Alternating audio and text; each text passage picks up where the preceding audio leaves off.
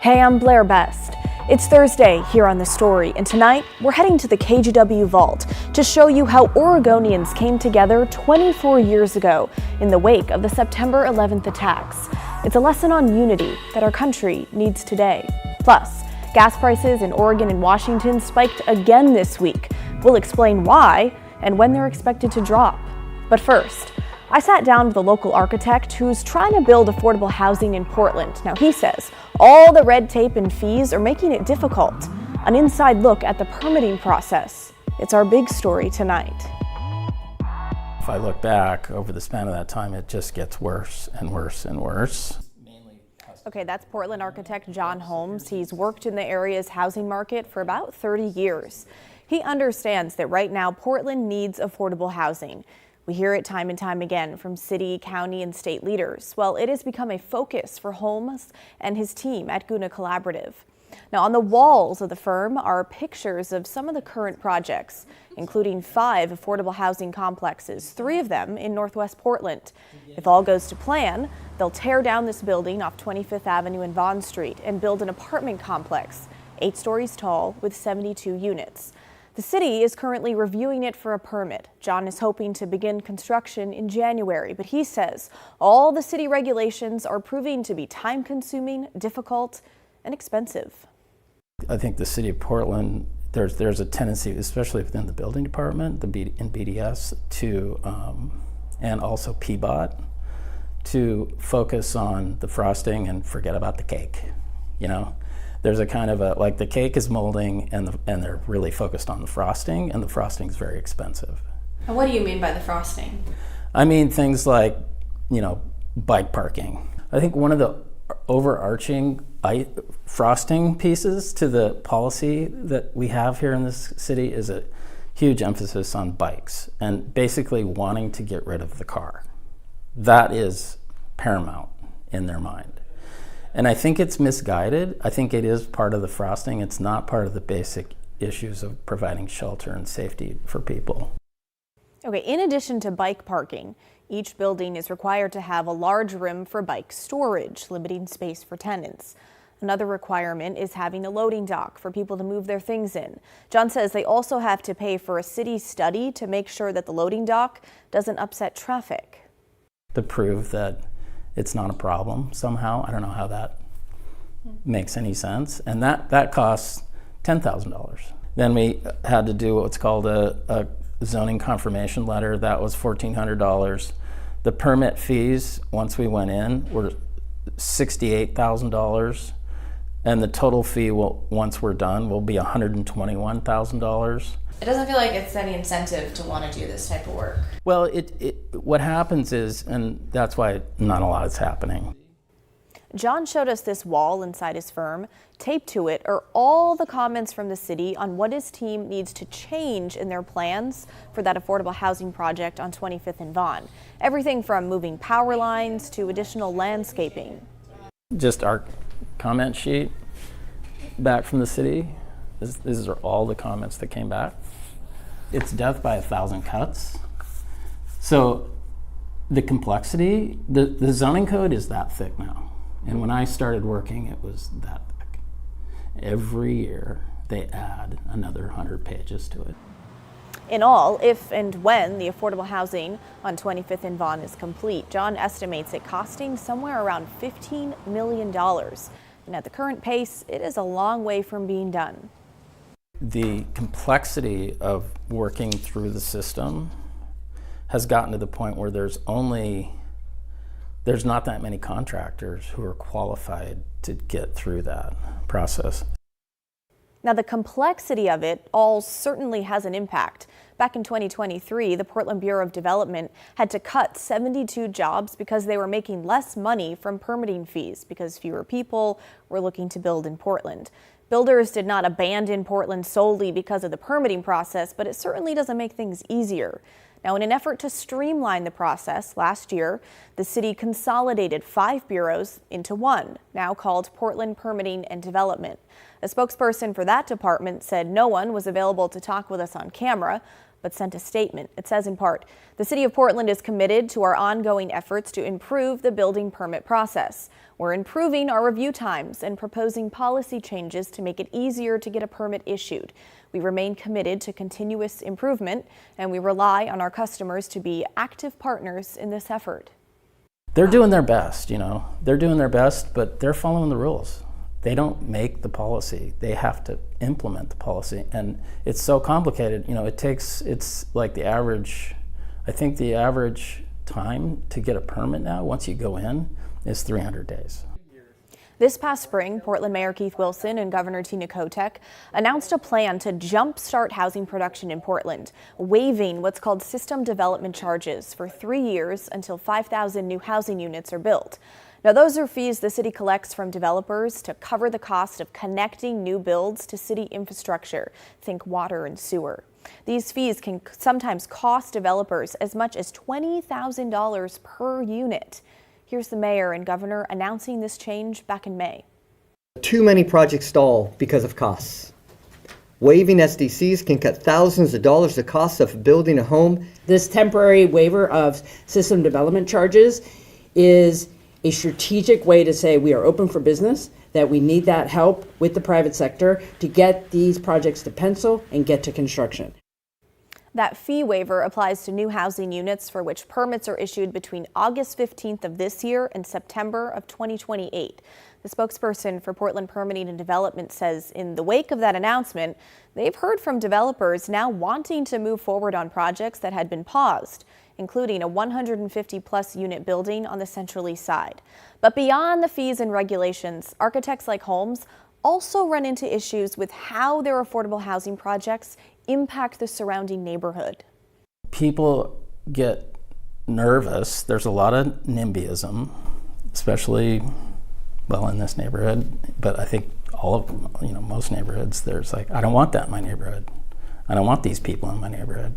There's a kind of a discriminatory quality to poor people. John says he presented plans for his affordable housing projects to the Northwest District Association, a group that prominently opposed the new homeless shelter in that part of town that opened last week. Well, the president of the association told me in regards to Holmes' plans, the projects have been well received by the neighborhood association. The neighborhood is a champion of thoughtful and well-planned housing development, though resoundingly rejects dangerous, short-term, short-sighted, and unproven projects that threaten to destabilize our community. Okay, now it's your turn to weigh in.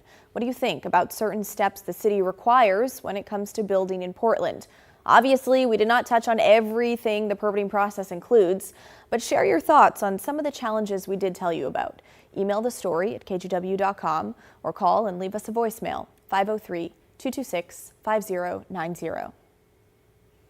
Well, over in the city's election division, officials are trying to figure out if they should charge candidates more money to run for office under our new form of government. Last fall's election was the first using ranked choice voting in a citywide election, and 118 people ran for either city council or mayor. Now, the city is considering raising the filing fee to see if that might whittle down the field. Right now, it costs $75 to file to run for city council and $100 to run for mayor. Well, the city is considering several proposals. Take a look. From a $25 to $50 increase on the low end to 1% of the salary of the job on the high end. It's $1,300 to $1,700. The city's elections education supervisor says when they surveyed voters after the election, they heard that some people thought the ballot was overwhelming with the number of candidates listed, and that raising the barrier to entry could help. Portland has very low fees, a very accessible ballot in comparison to similar cities across the country. And we know that in some cases, some of the candidates may have entered into the ballot because they only have to pay a small fee, get on the ballot, and they may have done nothing else. Now, we don't want to be in the world of deciding sort of who is a legitimate candidate and who is not. But it's one lever that we can look at adjusting to try and sort of make manage that candidate pool a little bit. In Seattle, it costs 1% of the job salary to run for office, about $1,300.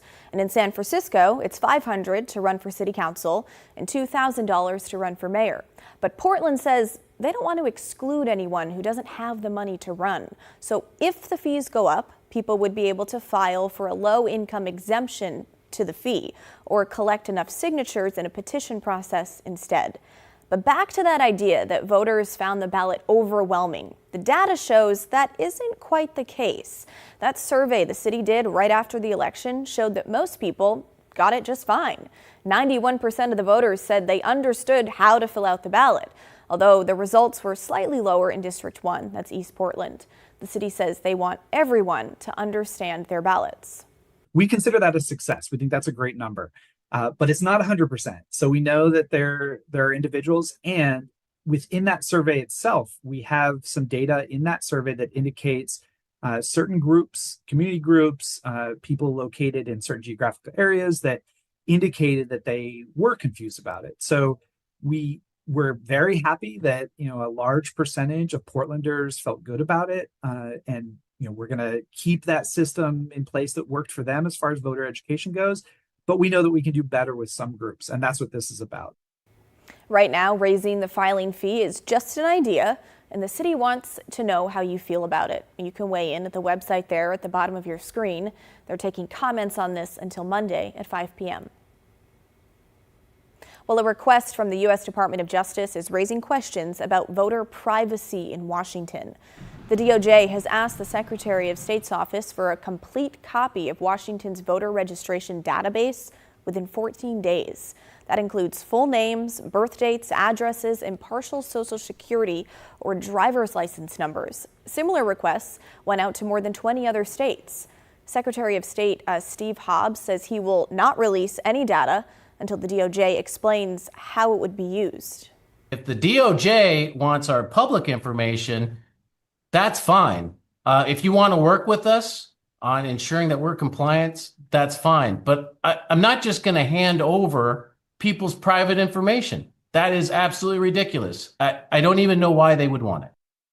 Well, this week, the New York Times reported that the Trump administration is trying to compile a national voter roll in an effort to try and prove claims that undocumented immigrants are affecting the integrity of elections. Well, staying in the state of Washington, a Vancouver man convicted in a murder-for-hire plot involving his ex-wife wants to get out of prison. But his ex told a state board today that his release would leave her fearing for her life. Drew Mickelson is at the Capitol in Olympia with the story. After hearing from Dino Constance and his ex-wife, the state's Clemency and Pardons Board decided against recommending an early release for Constance. The ultimate decision is up to the governor. Constance maintains he never hurt anyone, but his wife testified that she remains fearful today. Dino Constance has been in prison since 2008 and has another 30 years on his sentence. This morning, Constance told the state's Clemency and Pardons Board he is innocent and was not serious when he told an inmate he met at the Clark County Jail he wanted his wife killed.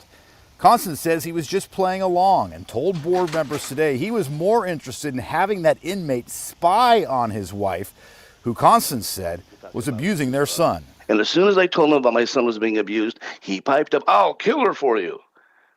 Because he saw right there that he was going to try and harvest himself away out of his work release sentence.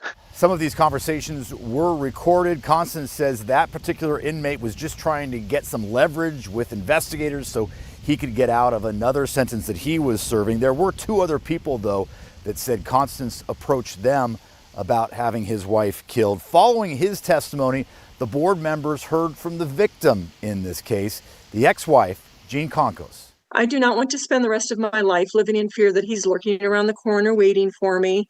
And there's no way that his hatred for me and needing retribution has changed in the 18 years that he's been in prison. If anything, I'm sure it's increased.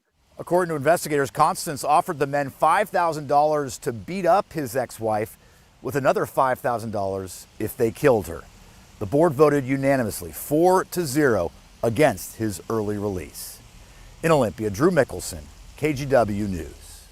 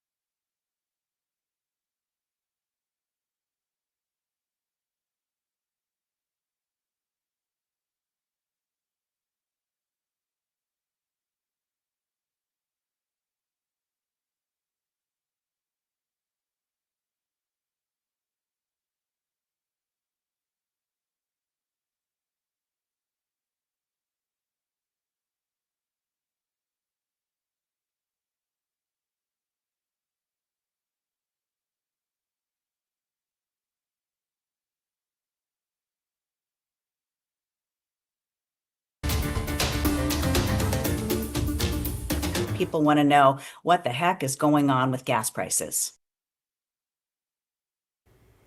Well, gas prices in Oregon have jumped yet again to an average of $4.27 a gallon. It was $4.14 just 2 days ago. In Washington, it's $4.62, up from $4.49 a gallon on Tuesday. Now, the national average, meantime, has not changed over the last couple days, remaining at $3.19. So what on earth is going on here? There are several reasons why. We touched on this a few months ago, looking at why the West Coast pays so much more than the rest of the country. There are state and local gas taxes, environmental regulations, and simply geography. There's no crude oil production in Oregon or Washington, mostly because there just isn't crude oil beneath us like there is in places like Texas and North Dakota. That crude oil has to be transported to refineries, and the cheapest way is pipelines. And we're cut off, mostly thanks to the Rocky Mountains. And also the fact that Oregon has 0 refineries. We get most of our finished gas from Washington State, which has a few refineries in the Puget Sound area. Those facilities have been going through periods of planned and unplanned maintenance recently, ticking prices higher. But getting that finished gas from the Puget Sound to Portland is perhaps the biggest reason for the recent rise in prices. The cheapest way to get it here is through the Olympic pipeline. But today, AAA told us operations for that pipeline have been down for more than a week. And their sources say that outage could continue until September 15th. An outage in a pipeline like this, it can really wreak havoc in Oregon. So the finished fuel is reportedly being sent to Portland by barge to bypass the pipeline, a far more costly way to transport gas, meaning that you pay more at the pump. There is a shred of good news on the horizon if you're able to hold off on filling up. Once the pipeline reopens, hopefully in the coming days, that should help prices, according to AAA. But also, Oregon can start selling winter blend gas on Monday the 15th. That gas costs less to produce, adding another layer of upcoming relief to those sky-high prices that we're seeing now. And if you've been feeling like your grocery bill is creeping higher, it's not just your imagination. Wholesale prices for vegetables recently experienced their biggest jump in decades. Well, Corey Johnson from our Sunrise team explains why. Wholesale vegetable prices spiked nearly 40% from June to July. That's the sharpest jump in nearly 40 years. Now, that doesn't necessarily mean your grocery bill went up overnight, but experts say it could set the stage for what you pay at the grocery store come this fall. The Bureau of Labor Statistics says the average basket of produce jumped from $228 in June to $317 in July, nearly $100 more in just 1 month. So what's behind the spike? Experts point to new tariffs on imports and ongoing labor shortages that make harvesting crops more difficult. It's not a good feeling, like there's already a million things to worry about financially. So much of the stuff, like the salads and so on, I'm almost to the point where I can't afford them anyway. The real impact usually shows up a few months later when local harvests slow down. Portland is known for having a lot of vegetarians and vegans. I'm worried that it's going to hit harder here than in other places. Maybe not 40%, but 4 or 5, I think people should be prepared to see. Digital strategist Brian Vance tracks Portland grocery prices through his newsletter, Stumptown Savings. Vance says there are ways to blunt the impact, like taking advantage of SNAP double-up food bucks and shopping around for the best deals. Don't be so loyal to one store that you're paying more than you absolutely have to. Experts say now is the best time to plan and shop smart before wholesale hikes make their way to Portland checkout lines. Back to you. Thanks, Corey. Well, coming up next on The Story, a trip into the KGW vault for a look at how hundreds of Oregonians came together some 24 years ago for a show of unity with New Yorkers in the wake of the 9/11 terror attacks. Well, that's next when The Story returns.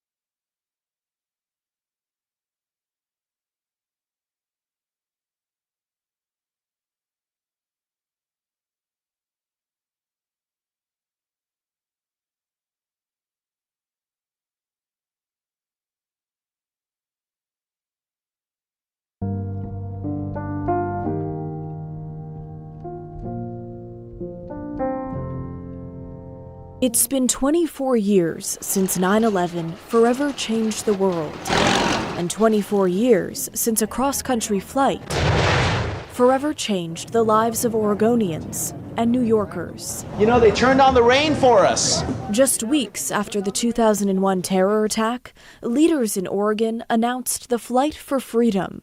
This is archive news coverage from the KGW Vault. In true pioneer spirit, these Oregonians will journey back east to Manhattan as a way to encourage Americans to return to their normal lives. It was a symbolic flight from the Beaver State to the Empire State, encouraging people to fly again and help revitalize New York's economy. Let's make sure New Yorkers get the message that the rest of the country is with them, not just because we say so, but because we're doing something about it. Sho DeZono, then president of the Portland Chamber of Commerce, helped organize the trip. We caught up with him a few years ago. He vividly remembers his first moments at Ground Zero. New York was still smoldering when we got there. The Ground Zero was still, people were still looking for bodies. In all, there were 62 flights as part of Flight for Freedom, bringing 1,000 Oregonians to New York. We love New York! This is the greatest moment of my life. It is so great to be an Oregonian right now. The delegation met with firefighters and even marched in the Columbus Day Parade. I'm not sure warm is even the word for it. It's just phenomenal. It was a time New Yorkers needed support more than ever. It's wonderful to see that another state came to support us. And Oregonians gave it to them. I'm glad you guys are here to help us. What they called the core group. Oregonians like Sally Borey. At the time, I was a freelance writer. Who says the Flight for Freedom was a once-in-a-lifetime experience. Like many people on the trip, it was one of the most moving milestones of my life. The trip was so impactful, Borey wrote a book about it. It's called Oregon Loves New York, a story of American unity after 9/11. Knowing now that I've been able to leave this for people to always know about an important event in history.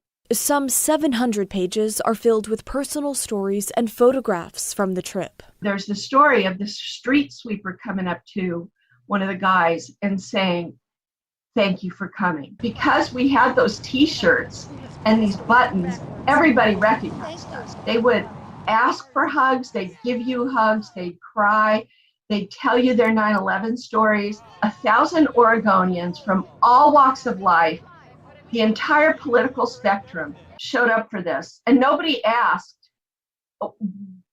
what's your politics? Nobody asked, what's your status in life? A lesson we can all remember from a day we'll never forget.